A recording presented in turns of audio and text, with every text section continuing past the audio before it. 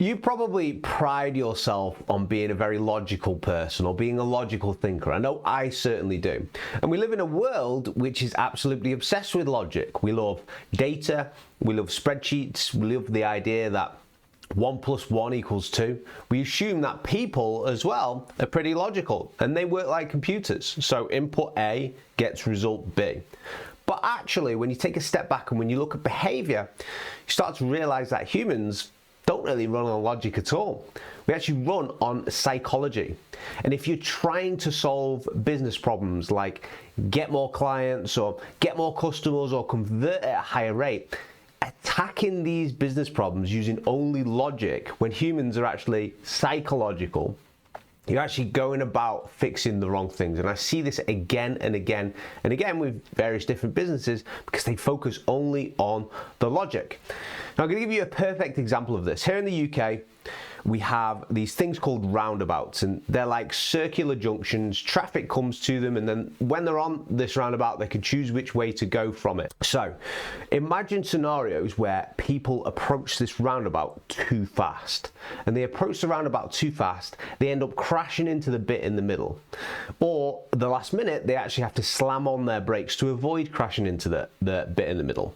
So if you look at this like a logical problem, a maths problem, engineers look at physics and they know that if you're approaching this roundabout at a certain speed, you're probably going to crash into it, right? And so what they do is they put slow down signs roughly around the roundabout so people actually slow down as they are moving towards it, right? And it's a logical problem. We know mathematically where to put the slow down signs so that people don't crash, so that people start putting on their brakes. But we also know as well that people often ignore signs. They get distracted and logic fails and people do end up crashing into roundabouts.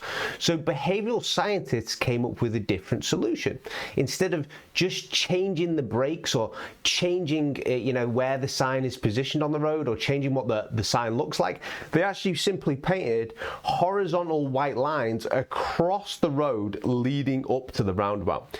And this is where the trick is, because as you get closer to the roundabout, the lines get closer and closer together, and when you drive over them, that visual rhythm hits your eyes faster and faster, and it actually creates this perception that you are going faster than what you think you are. So in your head you think, whoa, I'm accelerating, I'm going too fast, and what happens? You instinctively lift your foot off the accelerator and then you tap your brake. Right. And these little road lines, I'll put pictures up about them now, these little road lines stop people from crashing as much as the stop signs or the slow down signs. But logic couldn't actually solve that problem because logic relies on reality. Psychology solves it because psychology relies on perception. And for human beings, perception actually is reality, right?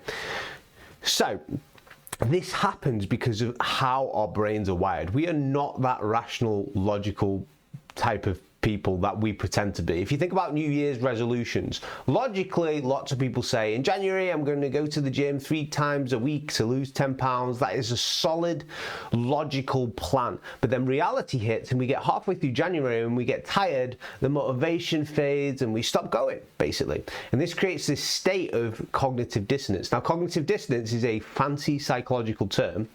But in plain English, it just means that we get this uncomfortable mental stress when our beliefs actually don't match our actions. So you believe you're a healthy, disciplined person, but you end up spending your January sitting on a couch eating pizza. And that tension is actually uncomfortable. And then logic says, go to the gym, but your psychology says, it's actually just easier just to change my belief and say to myself, you know what, I'll start next month. I'll start tomorrow instead. I'll be stricter next month. So why does this matter to you as a founder or as a marketer? It matters because businesses have this tendency to get this wrong. You are constantly trying to get clients to convert, to say yes, to spend a little bit more money with you ethically. But most companies approach this from a logical perspective. They think if I just lower the price, people will buy. They think if I just make this button a little bit bigger, they will click. If I just list more features and we just upgrade the product slightly more this way, people will be more impressed. But they are trying to fix that stop sign, the slow down sign approaching the roundabout, and they're acting like an engineer doing that. But instead what they need to do is they actually need to start thinking about a problem as you would think about the roundabout and the white lines being painted on the road. You start thinking about the perspective in a psychological manner. So your customers aren't making decisions based on spreadsheet of pros and cons. They're just not. There might be the odd person who's doing that, right? Or the odd decision, but in general, they just don't do that. They're making decisions based off how an offer or whatever solution you're offering, whether it's services, whether it's a product, how it makes them feel, how it creates certainty with them, how it aligns with their identity as well. And so if you want to grow your business, you have to stop solving the problems for the logical computer that you wish your customer was, that your customer also wishes that they had, right?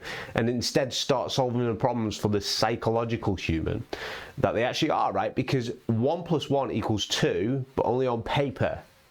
Because in the human mind, 1 + 1 can equal whatever you want it to, basically, provided you understand the psychology behind that. Now, just a little bit of a quick thought from me today, and I think it's interesting because a lot of businesses make these mistakes. They just try and attack everything from a really logical perspective when, fortunately, people just aren't that logical.